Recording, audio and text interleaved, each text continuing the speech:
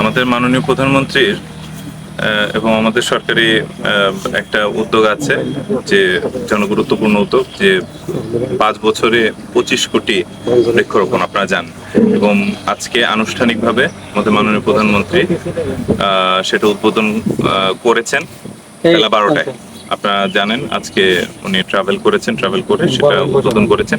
একই সাথে একযোগে মাননীয় প্রধানমন্ত্রীর সাথে আমরা জেলা এবং উপজেলা পর্যায়ে সেই বৃক্ষরোপণ কর্মসূচির উদ্বোধন করছি। আমাদের বিভিন্ন পৌরসভার মতো আমাদের বেনাপোল পৌরসভায় আমাদের প্রথম 180 দিনে আমাদের টার্গেট দেওয়া হয়েছে 1000টি বৃক্ষরোপণের। আমরা সেই কর্মসূচির অংশ হিসেবে আজকে আনুষ্ঠানিকভাবে উদ্বোধন করছি এবং আপনাদেরকে এটাতে জানাচ্ছি যে আমাদের এই অর্থ বছরের মধ্যে যে আমাদের যে বরাদ্দ আছে সেই বরাদ্দ থেকে আমরা অতিরিক্ত কিছু বরাদ্দ আসছে, সেই বরাদ্দ থেকেই আমরা বৃক্ষরোপণের কর্মসূচিকে করছি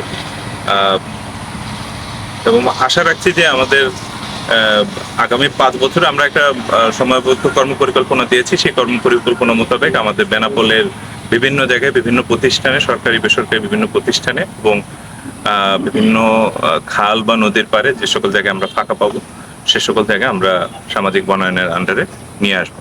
তো মোটামুটি এই ছিল। ধন্যবাদ।